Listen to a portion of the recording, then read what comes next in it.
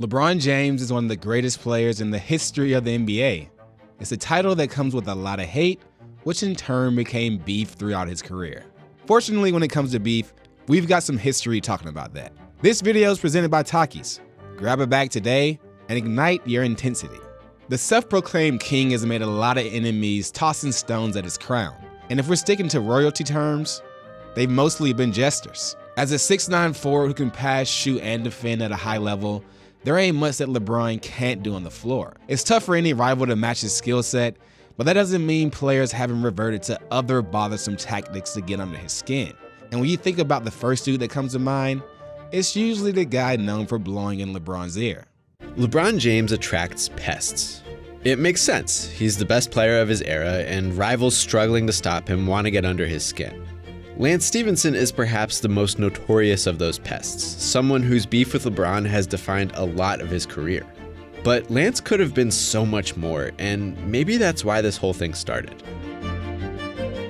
People placed unparalleled expectations on LeBron James when he was a young prospect. We've never really seen anything like it. But later that decade, the hype around Lance Stephenson came pretty close. LeBron became a star as a freshman in high school, leading St. Vincent St. Mary to an undefeated season and championship in 2000.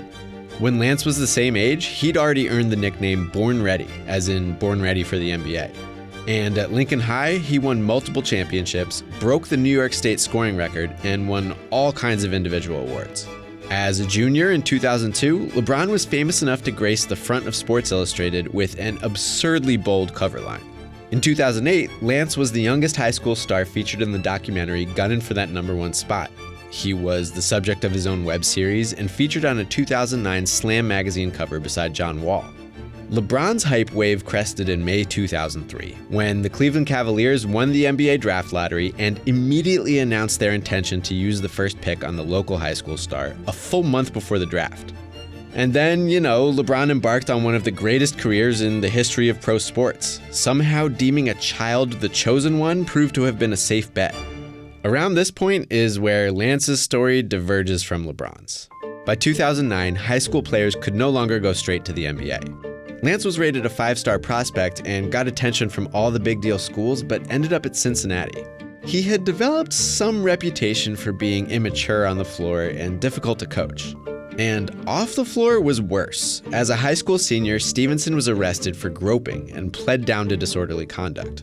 After his freshman season at Cincinnati, Stephenson announced he'd return to school for another year, then changed course and declared for the 2010 NBA draft with the goal of financially supporting his family. But Lance fell far in the draft, going 40th to the Indiana Pacers. Later that summer, he got arrested again for viciously assaulting his girlfriend in a case that was eventually dismissed. As LeBron headed to Miami in pursuit of rings, Stephenson entered the league on its fringes, lagging well behind the hype, partly because of his own behavior. Stephenson barely played his rookie year. He didn't log a single playoff minute. Those 2011 playoffs ended with LeBron reaching the finals in his first season as a member of the Heat. And Miami lost that championship to a Dallas Mavericks team that employed another guy named Stephenson, Deshaun Stephenson, most famous for repeatedly needling LeBron on and off the court. We've got a whole episode about that beef. I'll give you the link at the end, just be patient. Anyway, Lance's playing time only increased a bit his second season. He still rode the Pacers bench, including during their conference semifinal series against LeBron's Heat. But that's where the beef began, from the Indiana bench. Lance found a way to stir things up from the sideline. LeBron had missed some crucial free throws in a Game 2 loss, then went ahead and bricked a technical free throw during a Game 3 that the Heat would also lose. Stephenson, who had yet to play a single minute in the series, responded with the universal gesture for choking. Pretty bold move from a bench warmer, but I guess you don't have to fear retaliation if you never set foot on the court. But a few things about that. Thing number one, according to a more recent account by Pacers star Danny Granger, a faction of Miami veterans came looking for Stephenson after the game. They actually, Juwan Howard, Udonis Haslem, Chris Anderson, none of them playing hardly any minutes, came to our locker room looking for Lance Stephenson. Chris Anderson wasn't on the Heat at the time, so the details here might be iffy, but the general story holds up. Thing number two, LeBron totally dismissed Lance's gesture and his entire existence, and then turned the series around with an unbelievable performance in Game 4. And one more thing, In Game 5, which the Heat dominated, Lance got to spin for a few minutes, and Miami's Dexter Pittman seized the opportunity to issue some payback. And if you had any doubt that flagrant foul was intentional, I present to you Dexter Pittman winking right into the camera. The Heat won the series, and LeBron eventually earned his first championship ring. Someone who isn't Lance Stephenson might have learned a lesson from this experience. Don't intentionally irritate the MVP. Deshaun Stephenson had learned to resist poking the bear in years prior, and look where that got him. But not Lance. Not yet. Stephenson's 2012-2013 season was a big one. Granger missed almost the whole year with an injury, which slid rising superstar Paul George up a position, which in turn opened a starting role for Lance. Stephenson had a productive year and a career-best performance to finish Indiana's playoff series win over the Knicks, which propelled the Pacers into the Eastern Conference Finals against LeBron and the Heat. In Game 4, George got into foul trouble, and Lance, ever the opportunist, begged to guard LeBron in George's stead. He got his wish and rose to the occasion. Lance stared LeBron down the whole second half, baited him into fouling out of the game, and finished with 20 points of his own in a series-tying Indiana victory. LeBron downplayed Lance's presence once more, acknowledging his big game while completely dismissing their one-on-one matchup. Stephenson played poorly the rest of the series. Miami went on to win in 7, and then they won the NBA championship. And even in the middle of that breakout month, Lance's own teammates suggested he had some growing up to do. Well, 2014 was an even bigger season for Lance. He remained a starter, improved across the board statistically, and even led the league with 5 triple-doubles on the year. Indiana improved enough to surpass the Heat as best team in the East. And the rivalry between the two flared up here and there during the regular season, including a moment in March where Lance got ejected for taunting Dwayne Wade. Come playoff time, the conference finals once again pitted Miami against Indiana. And to start, Lance was all business. He had 17 points as part of a balanced Indiana attack that commanded Game 1. Stephenson played even better in Game 2, but the Pacers lost, and all anyone talked about afterward was his preposterous flop after colliding with LeBron. Game 3 was another Heat win, and this time LeBron had some words for Lance after another collision. Lance loved it. He insisted he had no beef with LeBron, but proclaimed that the King acknowledging him with trash talk was a sign of weakness, pretending a series turnaround in the Pacers' favor. Then the Heat kicked their asses again in Game 4, Lance played terribly, and LeBron dominated. The Pacers' backs were against the wall for Game 5, and the desperation engaged maximum Lance. Before the game, he was all like, I said some things I shouldn't have, lesson learned, and all that. During the game, Lance did all kinds of creepy stuff, like sidling into Miami's huddle, and the masterpiece, blowing in LeBron's ear for some reason. Pacers president Larry Bird gave Lance a talking to, and LeBron laughed off that exceedingly odd moment. But it was hard not to dwell on the fact that James played terribly in Game 5, scoring just 7 points in the face of Stephenson's defense. Indiana won that day to push the series to his 6th game, so there was no doubt Lance would dial it up in Game 6. He got tangled with LeBron under the basket, and then after getting popped in the face on a jump shot, just kind of pet LeBron on his mouth for a sec. Anyway, the Heat beat the Pacers once again. That would be the end of that one-sided team rivalry, and it looked like the end of the beef. Lance even posted on Instagram to congratulate and proclaim his respect for LeBron and the Heat. LeBron left Miami for Cleveland in the summer of 2014. Lance was also a free agent and took a big offer from the Charlotte Hornets. While LeBron got to work overcoming a new foe, Lance's career trajectory dipped again, this time just because of injuries and poor play. Stephenson's performance fell off during that first season in Charlotte. Then he got traded and spent the next couple years bouncing from LA to Memphis to New Orleans to Minnesota, barely hanging on to his place in the league. He even worked out for a potential job with the Cavs in 2017, which didn't bother LeBron at all. But instead, Lance returned to the Pacers and suddenly became a rotation player again. That season culminated in an uneventful Pacers-Cavs series, and it wasn't until the following year that Lance picked the beef up where he left it. The Pacers visited the Cavs in November 2017, and Lance marked the occasion by slapping LeBron right in the penis district. They met again in January 2018, and Lance was annoying enough to provoke a technical-worthy reaction from LeBron. After the game, LeBron called Lance's play dirty, but said he was better off ignoring it. No, Lance just a little dirty, that's all. Since school, it's not the guy who tells the joke that gets caught, it's the guy who laughs. And that's what he did in the rematch a couple weeks later. Before the game, Lance reflected on his history with LeBron and vowed to keep trying every tactic to slow him down. But LeBron was too busy helping the Cavs avoid a losing streak to engage this time. As fate would have it, Cleveland entered the playoffs a 4 seed, matched up with the Pacers in the first round yet again. And Lance got right back to work in Game 1. He got LeBron's attention with a swipe that maybe grazed his face, then took another swing later on that definitely made contact. The Cavs collapsed and lost that Game 1, but LeBron wasn't about to get into it with Lance over the fouls. Listen, it's fun. He's a competitor. He don't back down from nobody, and I definitely don't as well. So, it's going to be a good series. He just went out and restored order with a huge Game 2. But by Game 4, Lance and LeBron were back into it. They bumped and swiped and wrestled, and LeBron got annoyed to the point of another technical foul. But he still carried Cleveland to a crucial victory. Afterward, LeBron once again gave himself a public reminder to stop indulging the class clown. I've been dealing with this since elementary. It's like I tell you a joke, I tell you a joke and then you laugh and you get caught. That's what happened. Lance told me a joke, I laughed, teacher called me. Now I gotta go see the principal, so. And once again, he followed a feisty game with a brilliant one, pushing the Cavs ahead in the series with 44 points and the buzzer beater in Game 5. Cleveland ended up eking out a Game 7 win to survive the first round en route to another finals. And that summer, something strange happened. Well, a couple strange things happened. LeBron left Cleveland for LA, and around him, the Lakers began adding some of the league's oddest and most difficult characters, one of whom was Lance Stephenson. Both players acknowledged this union was pretty funny after all that had happened, but put the past behind them. So yeah, unless they clash as teammates or split up and become playoff opponents again, Lance vs. LeBron is over after a decade of action. So what was it?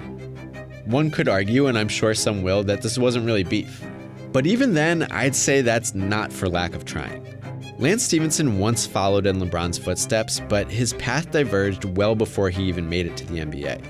And establishing himself in the league wasn't just a matter of finding his game, but of pivoting his persona. He's become famous enough as a rule-bending, clownish agitator to have buried his deserved reputation for real-life problems. After learning from his experience with Deshaun Stephenson, LeBron mostly knew better than to engage with that version of Lance. But the bait was just too annoying to resist sometimes. This is the rare beef with a clear winner and what looks like a clear conclusion. Lance never got the better of LeBron in the long run, and they eventually joined forces. But don't forget that Lance managed to make things very, very weird for a very long time. Like Seth said, we have an episode of beef with Deshaun Stephenson, but that was made during the Wild West days of Secret Base when we weren't that great with our use of video, and I would rather this one not get hit with a copyright claim. But it's still up on our page, just don't tell anyone I mentioned that. Anyways, when it comes to pure annoyance, Lance definitely took the cake. But if we're talking actual competition on the floor, Paul Pierce and LeBron shared some parallels throughout their career. And when Pierce got the chance to knock him off his throne, he sure talked about it for a long time. Paul Pierce. At a point, not only was he arguably one of the best small forwards in the league, but his Celtics squad also dominated the Eastern Conference. But both of those things were a little short-lived because of LeBron James. Maybe that's why Paul Pierce can't keep LeBron's name out his mouth. There's no denying Paul Pierce's importance in the history of the NBA. As an NBA champion and Boston Celtics legend, his word certainly holds weight in his new role as an analyst. Everyone is entitled to their opinion, of course, but when that opinion discounts someone heavily involved in the GOAT debate and a player that you've seen firsthand several times, it's just egregious. Kareem, Magic, Jordan, Tim Duncan, Kobe, Bird. These guys are all top 10 players who would either help build up their organization or continue the tradition. What has LeBron did to build up any organization? Besides how his arguments don't have any logic to them whatsoever, it's just a strange thing for Pierce to say, seeing how similar him and LeBron are. So what gives? They both play the same position. They both suited up for LA teams. They both, okay, I guess maybe Paul Pierce wasn't dubbed the chosen one coming out of high school and compared to Michael Jordan before stepping on an NBA court. But he was drafted to a struggling team and immediately became the go-to guy for his squad. Offensively, he was a problem for defenders. In just his 4th season in 2002, he led the Celtics to the playoffs for the first time in almost a decade, falling just short of the NBA Finals. He got so many buckets he even earned his own dope-ass nickname, given by Shaq, who, by the way, was incredible at dishing out monikers.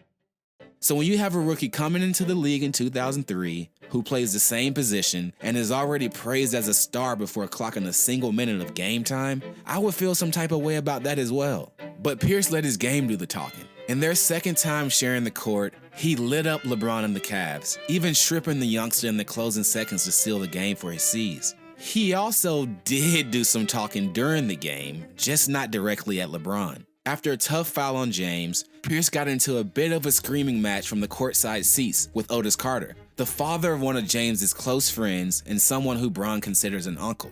After drilling each shot, Pierce would make sure to look Carter's way and let LeBron know he might need to shut him up. However, that went against what Pierce had to say off the court. He was quick to praise the rookie's talents, which he wasn't alone in doing. LeBron had a great season and was voted Rookie of the Year, and that award only intensified the hype surrounding him. But even with all that hype, the family feud between Pierce and LeBron's uncle served as marinade for the beef that hit the grill the following season.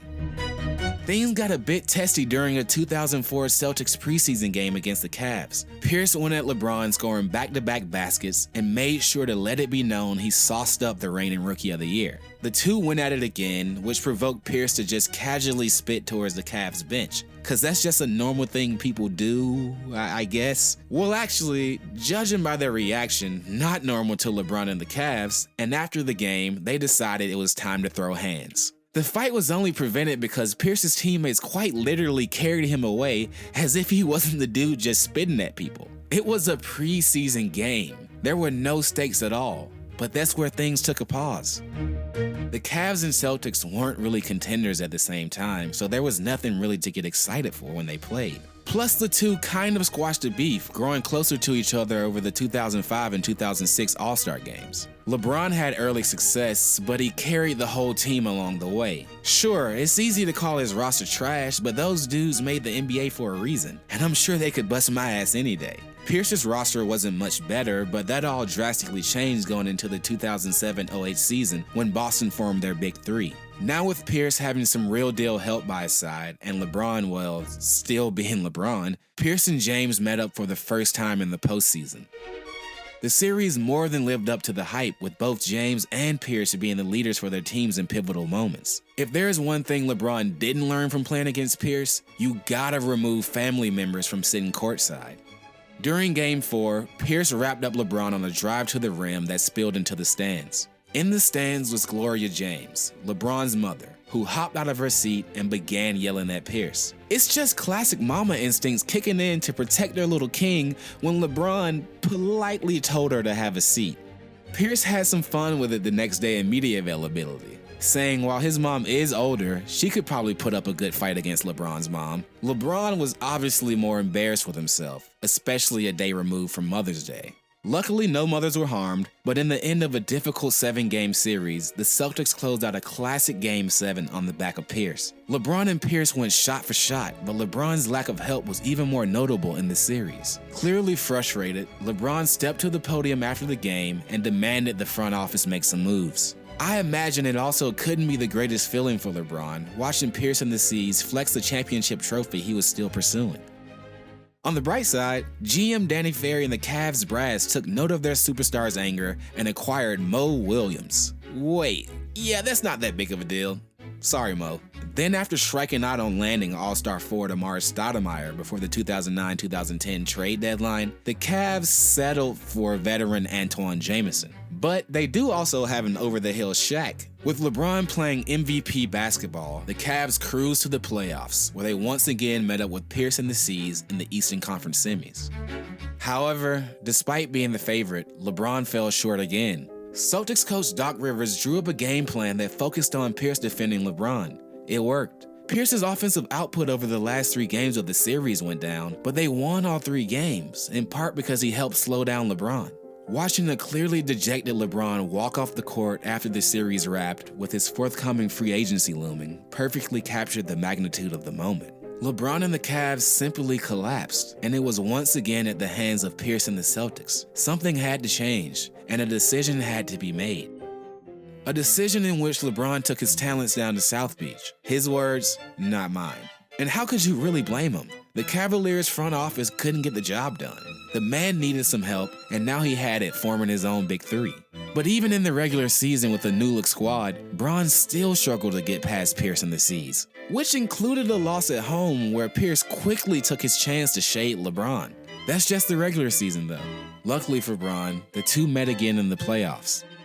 This time around, LeBron finally got his victory over Pierce and the Celtics. After closing out the series in Game 5, an emotional LeBron fell to his knees in appreciation of the moment. He had made it to the Eastern Conference Finals before. Shit, he carried the Cavs all the way to the NBA Finals. But this was different. He had finally beaten Pierce and the C's, a team that in many ways defined his legacy up to that point.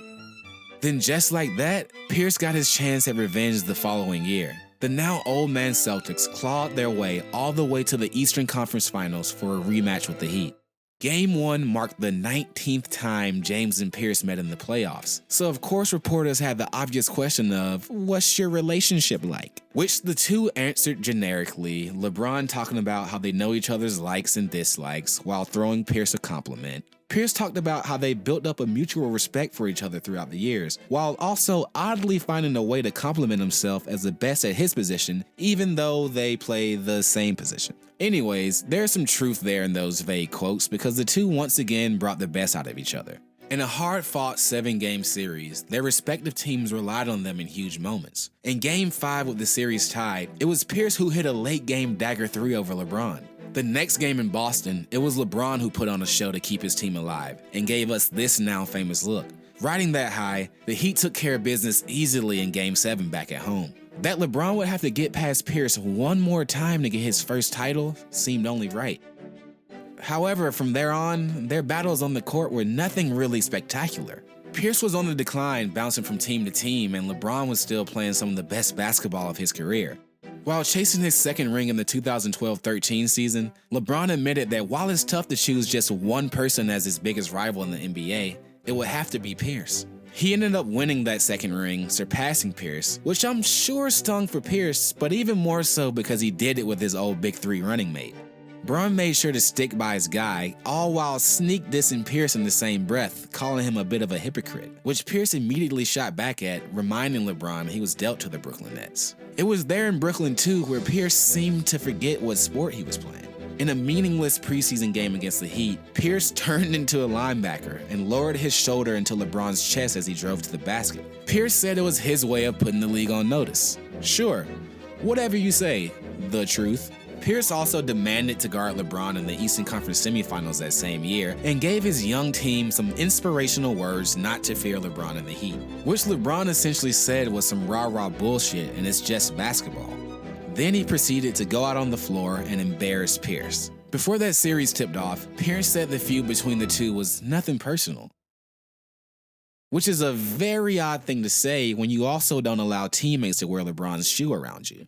But if LeBron ever did take their competition personal, he never really showed it. He made sure to praise Paul Pierce's game as he retired and acknowledged Pierce pushed him earlier in his career. For 19 years, put his mark on his game. Somebody I've had a lot of battles with, somebody I've always respected, competed against, pushed me in the Eastern Conference, for quite a while. While Pierce was more reserved during his playing days in regards to how he felt about LeBron, in retirement as an analyst, he said fuck it and let loose. Like in a 2017 interview when he announced he doesn't acknowledge monarchs and how the concept of time just seems to be made up. I don't call no man king, so I always said if we were the same age, it'd probably be different. How would it be different? He might have not got those championships in Miami. If I was 26 and he was 26. That was less than a full calendar year after he had retired. It's like he was itching for someone to ask him about LeBron. James would eventually get a laugh in at Pierce's expense when Pierce's jersey retirement hilariously fell on the night the Celtics faced the Cavs. Which, by the way, was the same night the Celtics were supposed to show a tribute video for their former player Isaiah Thomas, but Petty Pierce shut that down because he wanted it to be his moment. The Cavs thrashed the Celtics the whole game, leaving Pierce to awkwardly watch as his old team got destroyed, which meant LeBron could just clown with his teammates on the bench because the game was already out of hand. Those same Celtics, though, would meet LeBron and the Cavs in the 2018 postseason, which, of course, gave Pierce an opening to talk about himself again. He compared his relationship with LeBron to past NBA rivals Michael Jordan and Isaiah Thomas, which, like, come on, bruh, you're no Isaiah Thomas, as well as saying just how tough it is to let go of those matchups with LeBron. Finding a way to salute him, then immediately one-upping him. But oh yeah, remember, it's nothing personal. Which is, once again, a very weird thing to keep saying when you then turn around and say personal shit. On an ESPN segment ironically named Truth Serum, Pierce actually spit some facts agreeing with LeBron on why he's his biggest rival. Then he promptly gloated that it was him alone that affected LeBron's decision in free agency. It's me, of course. No one has had more playoff battles and more meaningful games than me and LeBron. Why do you think he moved to Miami Beats? Come on now, I sent the U-Haul down there. And oh yeah, remember that whole casually spitting towards the Cavs bench thing? Pierce confirmed himself that it went down, and his only takeaway from the moment was being thankful that social media wasn't around at the time to amplify the incident. I'm sure you're watching this and thinking to yourself, wow, has LeBron not fired back at all? He hasn't, at least not publicly. The man keeps his head down and just hoops, and that's kinda what this whole beef has turned into. What was once genuine hate that almost came to blows sparked by Pierce turned into a pure competitive battle on the court. But as LeBron took the leap and their matchups became more one-sided on the court, Pierce kept running his mouth, making things one-sided off of it. Maybe it really is just hard to see someone you competed with at the top of your game surpass you. Or maybe Pierce just wants his due respect for being the dude that stopped LeBron from reaching the top early in his career. Whatever it is, as long as Paul Pierce is an analyst and LeBron James keeps balling, this is a beef that's gonna keep on cooking. So we know LeBron dominated the Eastern Conference for years, which is understandable why Pierce was salty. But Pierce wasn't the only dude catching playoff L's. Our next beefers had several head-to-head battles with LeBron as well, but unlike the others, this guy for sure brought the most emotion and fire, never afraid to speak his mind or back down. I'll let Seth tell you about him. NBA history includes a whole spectrum of guys one could broadly describe as love them if they're on your team, hate them if they're the opponent. Joakim Noah has always been one of those guys. At his best, he was known for being emotional and physical. He talked trash and backed it up with excellent play. While Joe's teammates may love him for all that, he's made an enemy of every opponent. And in the early 2010s, LeBron James was his opponent very, very often. We've established in the beef history canon that during the years LeBron's teams dominated the Eastern Conference, the playoff teams they crushed employed players who built large parts of their NBA personas around needling the king. Noah was never just a professional LeBron irritant, he was one of the best players in the NBA in his prime. But like Deshaun Stephenson and Lance Stephenson, Noah's playoff runs all hit dead ends, most of them LeBron-shaped, and most of those flecked with morsels of beef. Let's go back. Joakim and LeBron are the same age, which, is that weird to you? It's a little weird, right? But Noah came into the league 4 years later. When LeBron was a high school star dazzling at ABCD camps, Joakim was at the same camps working the hot dog stand. While LeBron went straight to the NBA after his senior year of high school, Joakim did a 5th year in prep school, then became one of the less heralded recruits in the much heralded 2004 Florida recruiting class. Noah developed into one of the most exciting prospects in the country and helped lead the Gators to the 2006 national championship. Instead of jumping to the NBA and becoming a no-doubt lottery pick, Noah took a risk and stayed for one more year. And as it turned out, one more championship against Ohio State, the team LeBron said he would have played for had he gone to college, and a team that represented LeBron even in his absence. Not important to the beef, just kind of funny. Staying in college not only built Noah's reputation as a winner, but as a heel. His appearance, his frantic style of play, and his emotional outbursts made him one of those guys we were talking about. Noah was sensitive to the volume of vitriol he attracted, but he never toned down his personality. Not after the second title, where he famously danced, not at the NBA draft, where he famously did this. Noah got picked 9th by the Bulls the same year a guy his age made his first NBA Finals. Noah didn't play a ton as a rookie, but behaved like a brat enough that his Bulls teammates voted to suspend him. His only real connection with LeBron that season came distantly, when Ben Wallace, one of the veterans who pushed hardest for Noah's suspension, got traded to the Cavs. LeBron remarked that Wallace previously had to be the daddy of that young Bulls squad, including Noah. The first direct confrontation between Noah and James, like more than just basketball wrestling, would come 2 seasons later. LeBron's Cavs loved to dance, and when they hosted the Bulls in December '09, they were in a particularly dancing mood. In the tunnel, during warm-ups, on the bench. And by the 4th quarter, when Cleveland was up big and LeBron did a little celebratory shimmy, Joakim had had enough. Noah, of course known himself for celebrating, shouted at LeBron from the bench while he was shooting free throws. LeBron departed the free throw line to confront Joakim, and an argument ensued. Noah explained his objection was to the showboating during a blowout. He respected LeBron, but when you're losing the way the Bulls were losing, the dances get frustrating. LeBron insisted the Cavs always danced. They were just fun guys who loved the game.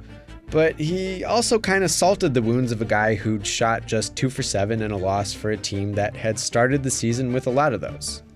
Those Bulls would turn their season around, at least enough to make the playoffs as an 8 seed. That meant a 2010 first-round matchup with LeBron and the Cavs, and plopped some more beef on the grill. Noah was eager to shock the world, but the Cavs whooped Chicago in Game 1. Joakim got embarrassed by a spin move from 38-year-old Shaq, and after tangling with Anderson Varejao, got booed every time he touched the ball. Noah said he had no friends on the Cavs, except Danny Green anyway. Didn't know him, didn't care about him. But he had been getting to know the city of Cleveland, and speaking to TNT, said some things the locals wouldn't like. I just stayed in my hotel room, man. Every time I look out my window, it's pretty depressing out here, man. It's bad. It's bad. LeBron dismissed the comment as a demand for attention. I know he's one of those guys who likes attention. Although when a reporter joked that Noah also disparaged his hometown of Akron, he got serious for a second. He said Akron sucks too. Did he? The Cavs trounced the Bulls again in Game 2, and LeBron took an opportunity to embarrass Noah with a gorgeous up and under. After that game, a reporter asked Noah if he regretted the Cleveland comments. He did not. I mean, I never heard anybody say, I'm going to Cleveland on vacation. What's so good about Cleveland? And Noah followed up with a decent Game 3 in Chicago. He stripped LeBron on a crucial possession in the final minute, did a little kung fu fighting to deny him a crucial last-second rebound, and helped Chicago grab a victory. Noah continued to impress LeBron in fact, with a 21-point, 20-rebound performance in Game 4, but Cleveland dominated that game and ended up taking the series in 5. Nevertheless, Noah had established himself as a pro. Not just a pest, not just a talker, a real rising star. LeBron became a free agent that summer and took a meeting with the Bulls because they had not just cap space, but young talent in the form of Noah and Derrick Rose. It would have been a hell of a team, but it didn't happen. The decision was to join Dwayne Wade and Chris Bosh to form a new Miami Heat Big Three that Noah immediately dubbed Team Hollywood, which, yeah, fair. Chicago outperformed Miami that season, posting the NBA's best record at 62-20. Noah missed a big chunk of that season after hand surgery, but returned in time to close out the Bulls' regular season sweep of the Heat with good defense on LeBron's final shot. Those top 2 teams in their conference met in the 2011 Eastern Conference Finals. Chicago's defense locked LeBron up in Game 1, but from there, the lesser regular season team took over the series. While Miami packed their bags for the NBA Finals, all Noah could do was throw backhanded compliments. Miami's a hell of a team. They're Hollywood as hell, but they're still very good. Chicago and Miami were 1-2 in the East again in 2012, but Rose's injury early in the playoffs sidetracked a potential conference final rematch. And Rose was still out the following year, which left Noah to lead the Bulls. Chicago struggled that season, yet Noah became an all-star, and they had some success against Miami. Noah put a flagrant foul on LeBron in a Bulls win in January 2013, but he was sidelined with a foot injury when Chicago halted Miami's record-setting 27-game win streak in March. Yet again, the playoffs brought the Bulls and Heat together. The Roseless Bulls were doomed, but Noah made sure they went down fighting. In Game 2, Noah got a technical for grappling a bit with LeBron, then got himself ejected at the end of a blowout loss. In a Game 3 loss, Noah made himself a meme by clapping obnoxiously while LeBron and Chris Bosh were chastising Mario Chalmers. But that was the best Joakim could do. Miami won in 5, then went on to win it all. Noah insisted he didn't care, but later admitted he didn't feel good about it at all. And the Heat got to rub it in the next season, handing out their rings on opening night with the Bulls in town. That would be another down year for the Bulls, and for the beef. LeBron expressed respect for his all-star teammate. One of the best big men we have in our game, so he's on the scouting report every game, and you know what he's capable of doing both offensively and defensively. Noah still talked plenty of trash in a regular season win over the Heat, after which he said the Bulls played with a lot of hate. He just wanted desperately to beat LeBron, but it would never happen with the King in Miami, not on the biggest stage. In the 2014 offseason, LeBron returned to Cleveland and to the Central Division. Noah said he was happy for his rival and hoped to kick his ass as much as possible. The games that season were the usual, the occasional hard foul and a little bit of jawing. Like in April when Noah did a classic annoying guy move and tried to snatch away a dead ball to start the next possession. That led to an argument, which led to Noah calling James a... After that, Noah was anxious to meet LeBron again in the postseason and finally get a playoff victory over him. And he got his chance. The Bulls and Cavs met in 2015's second round, a big enough opportunity that Noah said he was actually excited to go to Cleveland. LeBron compared Joakim to his teammate, Kendrick Perkins, alluding to that archetype of a player you hate to compete against but love if he's your teammate. Well, Joakim followed through. In Game 3 of that series, Noah said something to James that apparently crossed the line. Said LeBron, "I'm a father with 3 kids. It got very disrespectful. I'm okay with competing against Joe. I love the competitive nature, but we should leave it there. The disrespectful words that he said to me were uncalled for." Whatever it was enough that later in the game, LeBron dunked on Noah, then snapped at him enough to get a technical foul, which only got Joe going again. Chicago actually took a 2-1 lead after that game, but it would be the high point, in beef and in Bulls' performance, in a 6-game Cavs victory. And that was pretty much the end. The Bulls fell apart, and Noah missed most of the next season. He joined the Knicks in 2016, just in time to attend another opening night LeBron ring ceremony. He still sounded hungry to meet LeBron in the postseason. To get where we want to get to, we got to beat that guy. But that was not in the cards for the Knicks. As they entered their mid-30s, LeBron was trying to grab more rings in LA, while Noah was trying to stick around.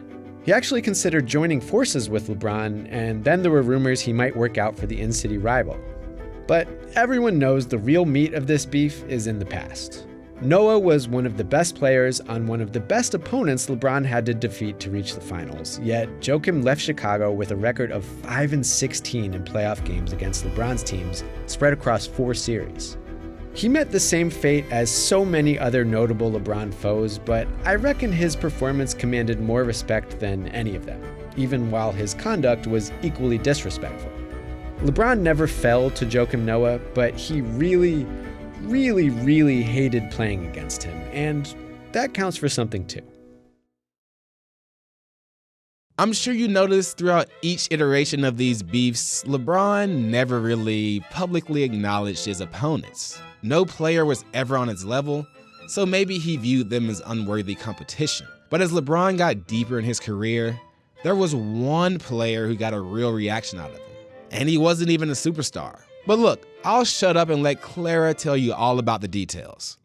Why is LeBron James, perhaps the greatest player of all time, laughing at non-All-Star Jay Crowder as he simply destroys him in Game 3 of the opening round of the 2021 playoffs?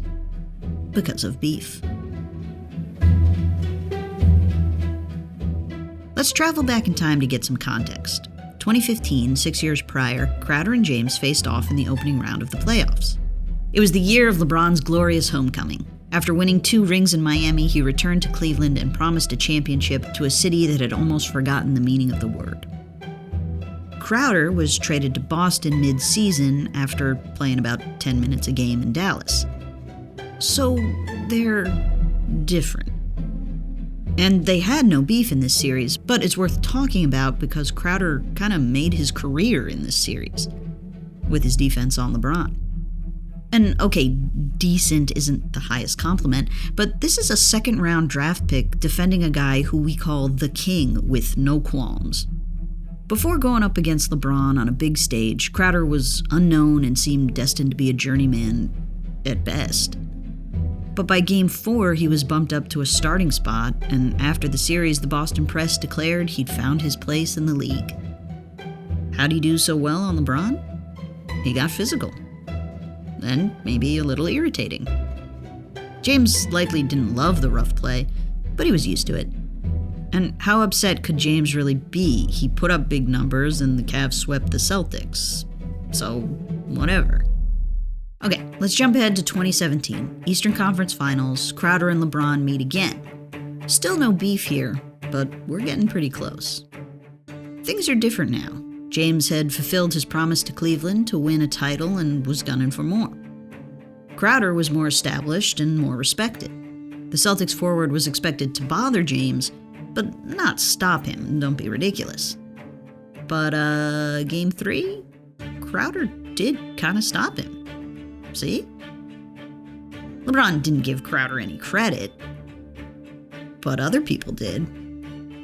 Crowder even gave James a little attitude while forcing one of LeBron's 6 turnovers.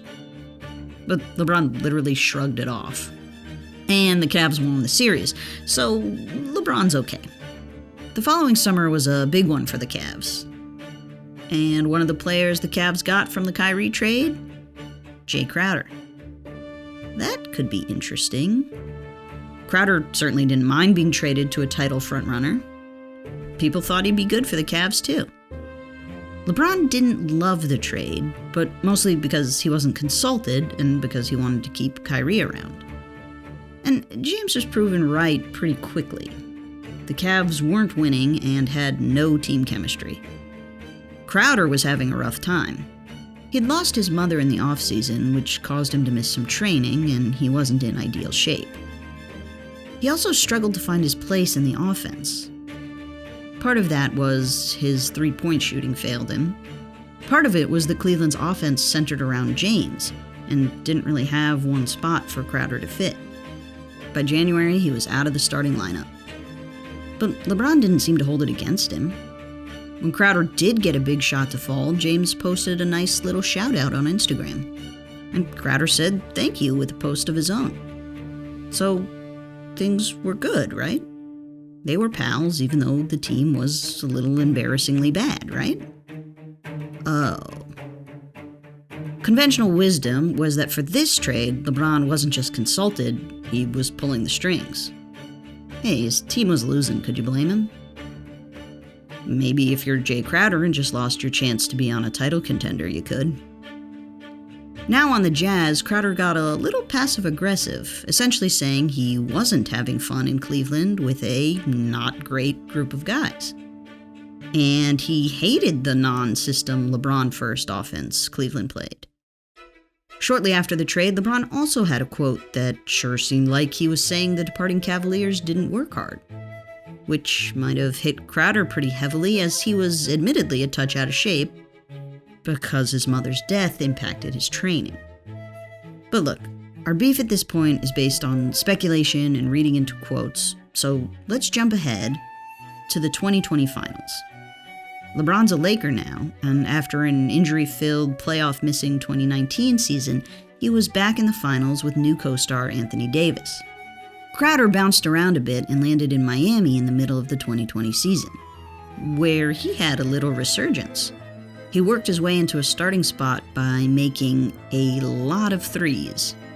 Sure, he's not the Heat's star player, but he's a huge reason they made it to the bubble finals. On the biggest stage yet, James and Crowder would face off. Though Crowder wouldn't be the only Heat player to guard James. The end of this quote mentions how many fouls Miami will have against LeBron because everyone knew the only way they could possibly stop James was by getting rough and tough. And Crowder did.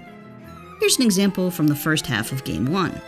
The ball was over here while Crowder moved James.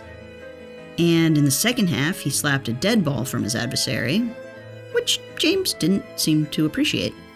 What's LeBron saying here? He insulted his size? They're both gigantic humans. This is terrible trash talk. But it did seem like Crowder was under LeBron's skin. A lot of irritants have tried to do that in the past without success. I guess Crowder's a little different. Though, post-game, LeBron denied that, simply saying Jay Crowder was like every other individual I've been against in this playoff run. In other words, Crowder's not special. All that buzz back in 2015 and 2017 about how he's good against me, you know, his claim to fame, nah, he's just like everybody else. Game 4, Crowder decided to be a little less like everyone else and more like a Fight Club participant. There was this headshot with the score tied and 6 minutes to play. About 30 seconds later, he threw him down again. LeBron had 45 seconds to recover before he was shoved over the edge. Now he's angry. And no one was convinced these were simply hard play fouls. These seemed like beef fouls. Perhaps revenge fouls for getting traded from a title team. But hey, the Lakers won in 6 games, so until they meet again, the very next year in the opening round of the playoffs. LeBron was still with the Lakers, Crowder was now on the Suns. And the Suns were the 2 seed, while the reigning champion Lakers had injury trouble and were just the 7th seed. But nobody put too much stock on the seedings. The team with these guys was favored to win. And in Game 3, with the series tied 1-1, we found out that LeBron James maybe didn't consider Jay Crowder just like everyone else. Because LeBron James was really, really mean to Jay Crowder. In the fourth, the Lakers were crushing, up 19, and on an inbound play, Crowder was all up on LeBron, in his face and also body. LeBron responded by backing him down, laughing at him, and then destroying him with ease while his friends laughed and cheered and mocked. 30 seconds later, LeBron got meaner. He taunted Crowder, saying he stinks, either literally or metaphorically, then immediately flopped on him and got the call. Then he ran around the court laughing. LeBron James, GOAT, was having a great time humiliating non-All-Star Jay Crowder. It's especially mean because Crowder was already frustrated. He'd been freezing cold this series. You know how sometimes people like to root for the underdog? That was not the case here. The internet delighted in James's disrespect of Crowder. Sometimes it's more fun to side with the cool popular guy. But in Game 4, well, Crowder won that round. In the final period, he clobbered James from behind. It wasn't called flagrant, but a lot of people thought it should have been, including the commentators. This grabbing people around the neck and the shoulders, to me, that it's not even looked at. The broadcast referee. This is not a basketball play, and it really is unnecessary. And LeBron James himself, who was fairly pissed. Looks like he said, "Get the fuck off me," and maybe also called Crowder a bitch right here, but I'm no lip-reading expert. For his part, Crowder simply stared back at LeBron with an expression that seemed to say, "I'm not intimidated, but maybe you should be." It harkened back to 2017 when Crowder stole the ball and gave James a much shorter stare, but that time James just shrugged it off. What a difference 4 years makes. So, like I said, Crowder won that round. He riled up LeBron, got to tackle him from the neck with minimal consequences. Phoenix won the game to tie up the series. Oh, and he finally had a good game. Sure, the Suns get called a dirty team, and a lot of that was because of Crowder's near-flagrant fouls, but that's no bother. Do you feel the need to defend yourselves from comments like that? No, I don't feel like we need to respond to it. Jumping ahead to Game 6, because this is where Crowder wins another, much more important round, the Suns eliminated the Lakers from contention. Crowder was effective, too. 18 points, all from beyond the arc, 8 rebounds, and 2 blocks, both on James.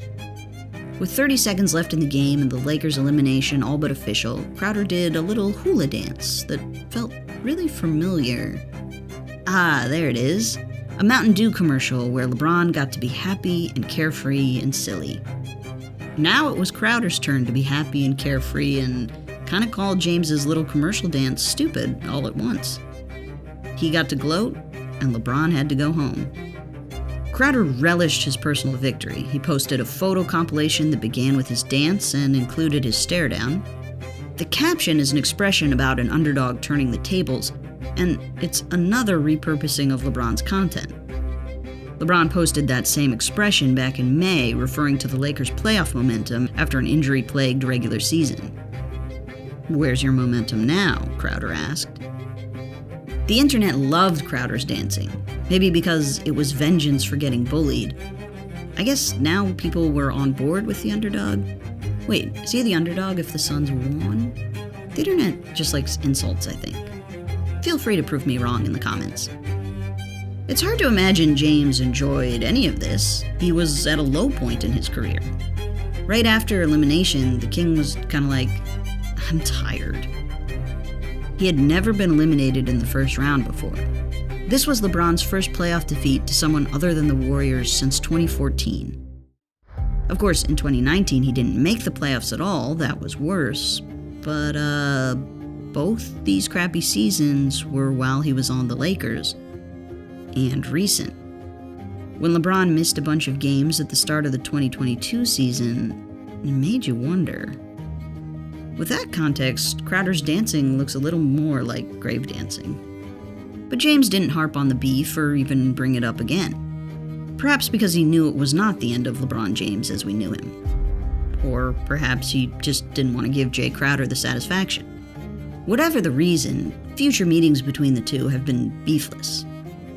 When there was chatter that Crowder might be traded to the Lakers in the 2023 season, nobody thought the beef would be a real issue. If together they could win a championship, bygones, hard fouls, humiliations, and even dances would be bygones.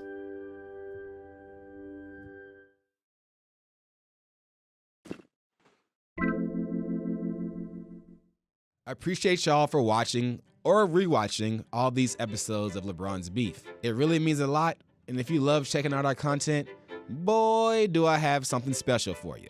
If you didn't know, we launched a Patreon where you can get exclusive content from us. We'll still be here on YouTube, of course, but over on Patreon, we'll have early releases to our episodes, opportunities for you to ask us questions, get your name beautifully displayed on the screen of our end cards, and so much more. We love all the support from you guys, so don't forget to like and subscribe and keep on coming back for more fire content.